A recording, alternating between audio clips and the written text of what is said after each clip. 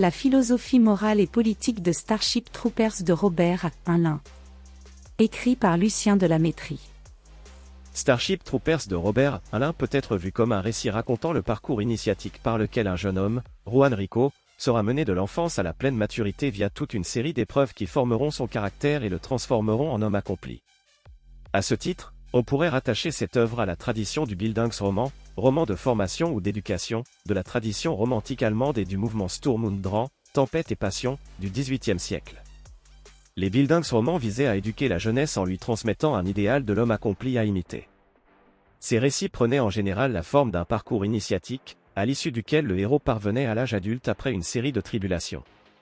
Tour à tour qualifié de fasciste, de réactionnaire, de conservateur, on a attribué à Heinlein des positions morales et politiques contradictoires. En dépeignant la fédération terrienne sous les traits d'une dictature militaire fascistoïde, l'adaptation du livre au cinéma par Paul Verhoeven en 1997 n'a d'ailleurs pas arrangé l'image que le grand public se fait de son œuvre. Peu connaissent, toutefois, sa proximité intellectuelle avec le libertarianisme. Qui sait, par exemple, que David Friedman a dédié son livre The Machinery of Freedom. Guide to a Radical Capitalisme, vers une société sans État, en français, de 1973 à Robert Heinlein. On ne devrait donc pas être surpris de voir notre auteur définir ainsi son allégeance philosophique. Quant à libertarien, j'en ai été un toute ma vie, et un radical.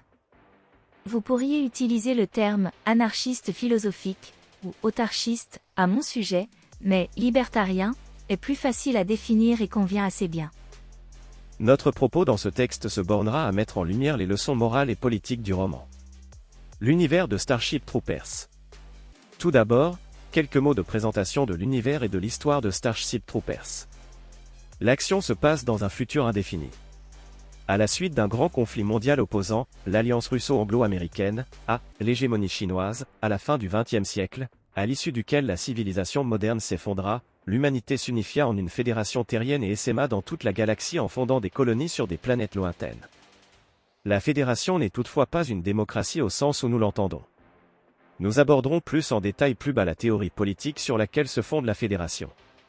En attendant, disons simplement que seuls ceux qui ont effectué un service fédéral de 2 ans dans les forces armées de la fédération peuvent prétendre au statut de citoyen et obtenir le droit de vote ou se présenter à des élections.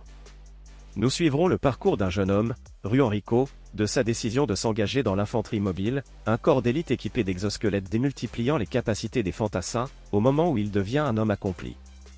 De ses classes militaires aux horreurs de la guerre contre les arachnides, d'innombrables épreuves se dresseront sur son chemin qu'il devra surmonter pour pleinement s'accomplir en tant qu'homme et devenir un membre à part entière du corps civique. C'est ce parcours, narré en première personne, que nous suivrons tout au long du roman. Le point de vue philosophique et moral de Heinlein s'exprime souvent directement à travers la voix du professeur Dubois, dont les cours d'histoire et de philosophie morale ponctuent le récit. L'éthique de Starship Troopers, toute morale dérive de l'instinct de survie. La valeur de l'individu. Heinlein défend une philosophie individualiste. Source de toute valeur, l'individu revêt une valeur en soi pour Heinlein. Mais qu'est-ce qui donne de la valeur aux choses ? La réponse de Heinlein sera familière aux lecteurs coutumiers des travaux de l'école autrichienne d'économie, la valeur d'une chose se mesure au coût que l'on est prêt à sacrifier pour l'obtenir ou la conserver. Elle n'a de valeur que s'il a fallu lutter pour l'avoir. Permettez-moi de citer ici un peu longuement ce bon professeur Dubois. Vous connaissez cette vieille rengaine. Dans la vie, les meilleures choses sont gratuites. Eh bien c'est faux. Totalement faux. Voilà l'erreur tragique responsable de la décadence et de l'effondrement des démocraties au XXe siècle. Malgré toutes leurs nobles intentions, elles ont échoué parce que le peuple a fini par croire qu'il avait le droit de voter pour qui il voulait, et tout ça sans effort, sans larmes, sans sueur. La valeur d'une chose n'est jamais gratuite. Quand on naît, on achète le souffle de vie par ses efforts respiratoires, dans la douleur. Vous ? Je viens tout juste de vous remettre la médaille d'or du 100 mètres. Vous êtes heureux ? J'imagine, oui. Pas d'entourloupe, je vous prie. Vous avez gagné. Là, je l'écris, médaille d'or, course du 100 mètres. Il s'était vraiment approché de moi pour m'épingler le papier sur la poitrine. Là ? Vous êtes content ? Cette médaille a-t-elle de la valeur pour vous ? Oui ou non ? Son numéro m'agaçait. J'avais arraché la feuille et l'avais jetée. Mon attitude avait surpris Monsieur Dubois. Vous n'êtes pas satisfait? Vous savez très bien que j'ai fini 4e. Précisément. Cette médaille n'a aucune valeur pour vous, parce que vous ne l'avez pas méritée. J'espère que dans cette classe de somnambules, certains ont saisi la morale de cette petite histoire. L'auteur de cette chanson voulait certainement dire que les meilleures choses dans la vie s'achètent avec autre chose que de l'argent. C'est vrai. Mais le sens littéral de ces mots est faux. Les meilleures choses dans la vie dépassent l'argent. Elles se paient en sueur, en douleur, en dévotion, et pour les plus précieuses, le prix est élevé, la vie elle-même. Le tarif ultime pour une valeur parfaite. La valeur de la vie d'un individu vient des choix libres qu'il pose et dans les efforts conscients, délibérés et répétés qu'il fait pour persister dans ses choix. On reconnaît un choix authentiquement libre au fait qu'il s'affirme et se maintient contre l'adversité, qu'elle vienne des autres hommes, de la nature ou des coups du sort. En effet, Rico est constamment en lutte contre les membres de son entourage qui, tous, tentent de le dissuader de s'engager, famille, amis, Dubois lui-même, le sergent au centre de recrutement, etc., sans parler de la sélection extrêmement rude à laquelle sont soumises les recrues au camp Curie visant à conserver les plus aptes, physiquement et psychologiquement. Autrement dit, il n'y a pas de liberté sans courage, sans force de caractère ou sans force physique. Si cette force fait défaut, on ne peut assumer ses responsabilités et remplir ses devoirs vis-à-vis de la collectivité, son État, sa famille, ses amis, son bataillon, etc. La liberté, ici comprise comme autodiscipline, est une conquête sur ses instincts et penchants naturels, peur, paresse, découragement, désespoir. On ne devient vraiment un individu accompli qu'en surmontant des épreuves et en faisant face à l'adversité, qu'elles viennent des circonstances extérieures ou de ses penchants. Une vision de l'homme accompli, totale. Le roman d'Alain défend une vision idéale de l'homme, une vision enjoignant chacun à réaliser son plein potentiel, physique comme intellectuel. Selon l'heureuse formule de Alain, la spécialisation est bonne pour les insectes. L'homme idéal doit être capable de tout faire, et d'être à l'aise dans des contextes variés. Il doit être, entre autres, un homme d'action, un ingénieur, un scientifique, un philosophe, un gentleman, et développer toutes ses facultés. La fédération ne recherche pas des brutes. Les recrues, les citoyens d'une façon générale doivent comprendre le sens de leur engagement et y adhérer volontairement en connaissance de cause. Laissons ici la parole à Dubois. Vous, y a-t-il une différence morale entre un soldat et un civil? La différence, ai-je répondu avec prudence, réside dans les vertus civiques. Un soldat accepte la responsabilité personnelle de la sécurité du corps politique auquel il appartient. Il le défend jusqu'à la mort, s'il le faut. Le civil y échappe. C'est la définition exacte du manuel, a sifflé Dubois d'un ton méprisant. Mais l'avez-vous comprise? Y croyez-vous? Je ne sais pas, monsieur. Évidemment. Je doute qu'un seul d'entre vous puisse reconnaître la vertu civique, même si elle vous sautait au visage. Dubois insiste sur la nécessité pour le citoyen soldat de la Fédération de comprendre et de croire en ses vertus civiques. Il doit y adhérer volontairement, après avoir compris leur sens et à quoi elles l'engagent personnellement. C'est aussi la raison pour laquelle la Fédération terrienne ne pratique pas la conscription obligatoire. Pour avoir de la valeur, le service fédéral doit être volontaire. Protéger la communauté est un devoir moral, s'enracinant dans l'instinct de survie. Toutefois, si la morale peut exiger de l'individu qu'il fasse des sacrifices, elle ne demande pas sa fusion dans la communauté pour autant. Semblable communisme moral convient aux arachnides, pas aux humains. Même quand un fantassin éliminait 1000 insectes, ça restait une victoire nette pour eux. Nous apprenions, à nos frais, l'incroyable efficacité du communisme total, quand il est appliqué par des gens qui y sont adaptés d'un point de vue évolutif. Les commissaires insectes ne se souciaient pas plus de leurs soldats que nous nous soucions de nos munitions. Les humains sont des individus libres, choisissant consciemment et délibérément de servir la communauté. Les concepts de devoir, de loyauté, et ainsi de suite, présupposent l'existence d'individus libres et responsables, capables de répondre de leurs actes. Le contraste avec les arachnides fait bien ressortir ici la spécificité humaine. En effet, le sens de l'individualité faisant défaut aux arachnides, ces derniers ne peuvent accéder au concept de moralité, de loyauté ou de devoir. Ces créatures sans conscience sont des membres anonymes et interchangeables d'une colonie d'insectes monstrueux, semblables à des organes d'un corps contrôlé à distance par une caste de cerveaux tapis à l'abri au fond d'un nid. Chez les arachnides, l'individu n'est rien, la communauté est tout. la défense du groupe relève de l'instinct pour elles, et non d'un effort conscient pour surmonter leur penchant naturel. Paradoxalement, cela veut dire que ces êtres ne peuvent faire preuve d'héroïsme ou de sens du devoir, l'héroïsme impliquant la mise en péril volontaire de ce qui revêt la plus haute importance à nos yeux, notre propre vie. Et c'est bien cela qui donne une valeur aussi élevée à cet acte. Comparativement, la vie des arachnides ne vaut pas plus pour leur ruche que des munitions que l'on peut dépenser en grand nombre pour terrasser l'ennemi. Toute morale dérive de l'instinct de survie. La philosophie morale de Robert Alain peut être ramassée en une formule, toute morale dérive de l'instinct de survie. Qu'est-ce que le sens moral? Une simple élaboration de l'instinct de survie. L'instinct de survie est la nature humaine elle-même, chaque aspect de nos personnalités en dérive. Tout ce qui entre en conflit avec l'instinct de survie agit tôt ou tard pour éliminer l'individu, échouant ainsi à se transmettre aux générations futures. Cette vérité est démontrable mathématiquement, vérifiable partout. C'est le seul impératif éternel dont dépendent nos actes. Dubois, le porte-parole de Alain dans le roman, défend une vision naturaliste et évolutionnaire de l'homme.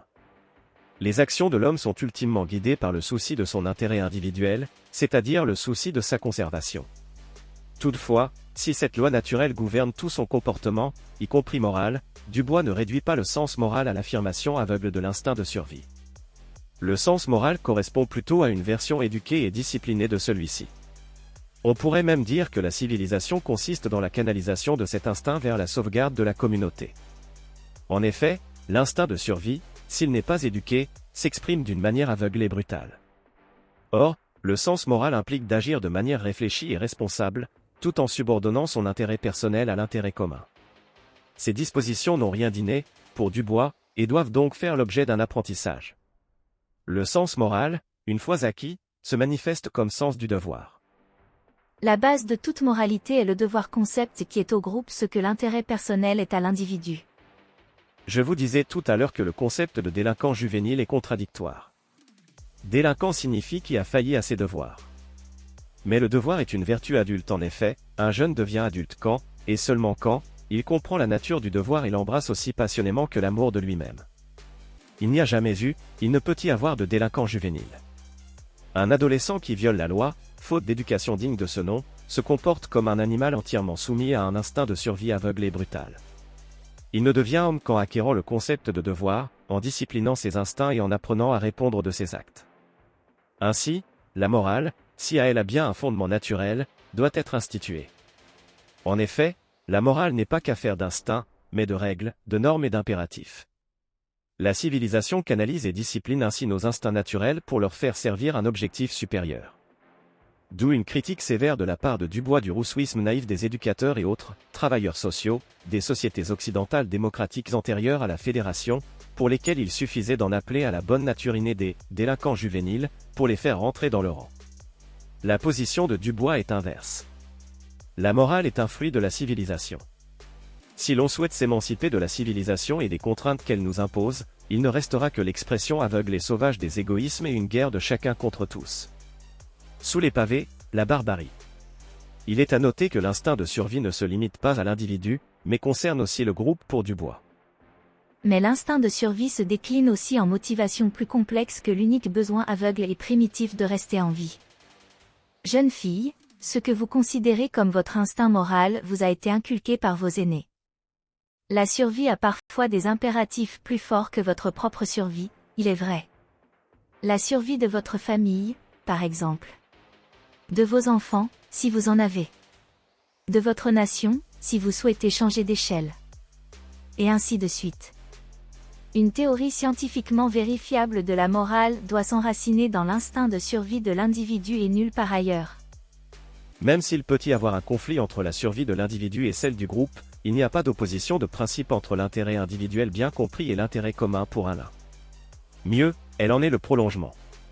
En effet, en recevant l'éducation morale adéquate, l'individu comprend que sa propre survie dépend de celle de son groupe et qu'il doit consentir à risquer sa vie pour le protéger. Ainsi, tout l'objet de l'éducation morale consistera à rediriger l'instinct de survie individuelle vers la protection du groupe. Si un reconnaît que nous avons une tendance naturelle à nous sacrifier pour les membres de notre famille, comme la chatte qui se sacrifie pour sauver ses petits, la considération de l'échelon national implique un effort conscient de la part de l'individu pour qu'il comprenne qu'il a des devoirs, non seulement vis-à-vis des membres de sa famille et de ses proches, mais aussi vis-à-vis de sa communauté politique et que sa survie doit aussi lui importer, au prix de sa propre vie nécessaire. Toutefois, la survie du groupe dépend également de la qualité des décisions prises par la classe dirigeante, elle-même fonction de la qualité des dirigeants. Mais comment sélectionner ceux qui ont l'étoffe pour devenir membres de l'élite dirigeante? Sur quels critères les sélectionner et par quel procédé? La politique de Starship Troopers, le républicanisme libéral de la Fédération terrienne. On ne trouve aucune précision dans le roman concernant le fonctionnement institutionnel de la Fédération, en dehors de la condition d'accès à la citoyenneté. On ne sait rien de ces institutions, s'il existe une division des pouvoirs, si la Fédération est gouvernée par un président ou une assemblée, etc. Néanmoins, les principes philosophiques sur lesquels elle repose sont clairement exposés dans les cours d'histoire et de philosophie morale tout au long du récit. Comme nous l'avons dit plus haut, seuls ceux ayant effectué un service fédéral de 2 ans au sein des forces armées de la Fédération peuvent prétendre au statut de citoyen, sans restriction de classe, de race, de genre ou d'âge. Pourquoi un tel système? Alain attribue l'échec de la démocratie au fait que tout individu, du simple fait d'être né sur le territoire national, devenait de facto citoyen une fois adulte. Ne lui coûtant rien, la citoyenneté ne revêtait aucune valeur à ses yeux. Or, quelqu'un qui n'est pas prêt à endurer les efforts, les sacrifices qu'exige le service fédéral n'accorde pas suffisamment de valeur au corps politique auquel il appartient pour prétendre au statut de citoyen, pour ne rien dire du statut de dirigeant. Pire. N'ayant pas démontré la valeur qu'il attribuait à l'existence du groupe, on peut même craindre qu'il ne nuise à celui-ci pour satisfaire son intérêt personnel immédiat. La citoyenneté revient à exercer l'autorité suprême via le vote en décidant de la destinée de la nation dans l'isoloir. Ce qui implique une responsabilité considérable. Or, les sociétés démocratiques distribuaient généreusement ce pouvoir à tout un chacun, une fois l'âge adulte atteint, sans se soucier de savoir si les citoyens avaient les qualités requises pour l'exercer. Mais sur quels critères sélectionner toutefois ceux dignes de devenir citoyen? Quelle qualité doit avoir un bon citoyen?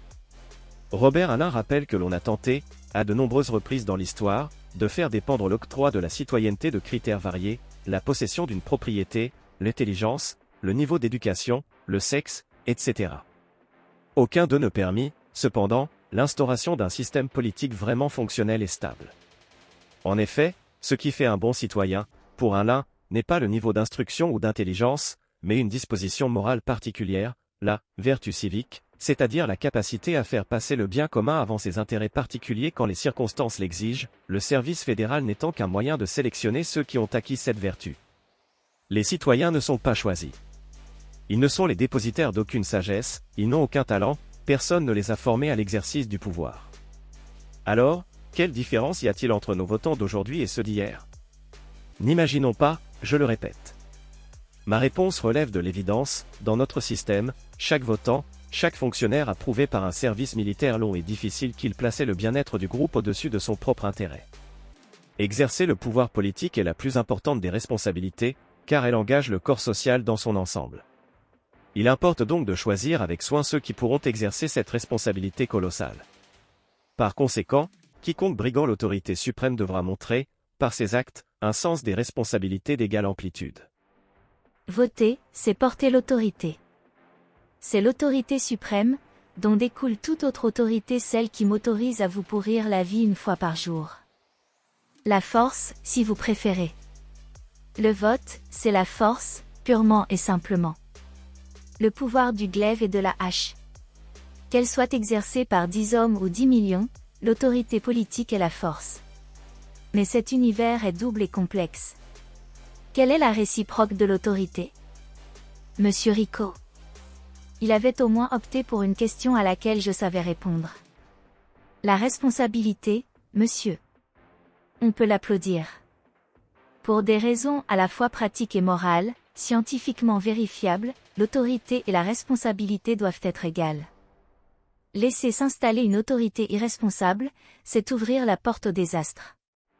Rendre un homme responsable de ce qu'il ne contrôle pas, c'est de la bêtise, de l'aveuglement. Ce mode de sélection des citoyens est donc commandé par le bien commun. Laisser n'importe qui exercer le pouvoir suprême ne peut que mener le corps politique à sa perte. Seuls ceux capables de faire le sacrifice suprême sont capables d'assumer pleinement leurs responsabilités en tant que citoyens ou dirigeants, et de prendre toutes les mesures que la protection de la communauté politique peut exiger. C'est pourquoi la Fédération terrienne n'octroie la franchise souveraine qu'à ceux qui ont prouvé qu'ils étaient prêts à mettre leur propre vie en danger pour la sauvegarde du groupe. La pérennité de la Fédération s'explique ainsi par le fait qu'elle est parvenue à instaurer un mécanisme de sélection des élites garantissant que seuls ceux capables de canaliser leur instinct de survie individuelle vers la conservation du groupe, et chez qui donc l'intérêt individuel et l'intérêt du groupe deviennent ainsi indissociables, accéderont aux postes à responsabilité dans l'État. Les non-citoyens, les civils, ne sont pas dépourvus de droits pour autant.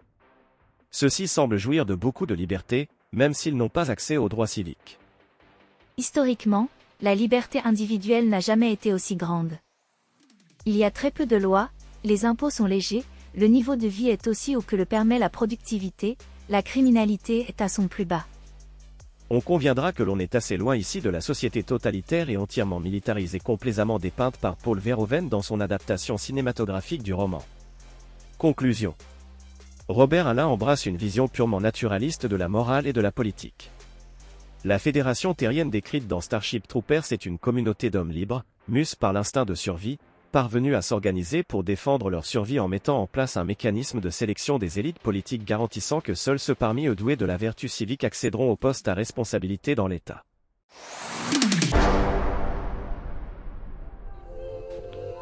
Cet audio vous a plu ? Abonnez-vous à notre chaîne afin de recevoir tout notre contenu et soutenez-nous sur Tipeee, le lien est dans la description.